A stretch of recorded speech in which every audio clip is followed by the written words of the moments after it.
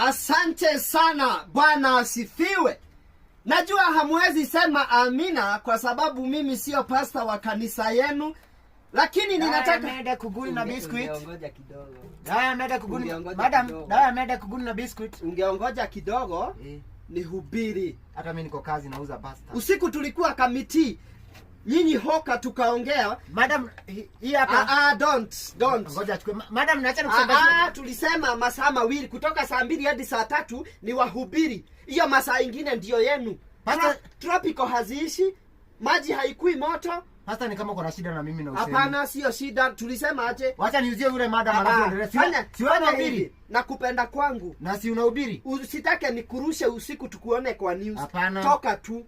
Madam, chukua basi na dhate 10. Wacha nimpatie basi yako na 10. Hataki madam, unataka una we. Wacha nikuje kwa dirisha madam. Usishangae hata hata kanisa yangu ukikuja ukosa kutoa sadaka, I'll deal with you perpendicularly. Wewe unatoka uchukue na unajua hii masani ya wahubiri. Madam, ni 10. Wewe kirawe ka gogothe. Nonsense, talie.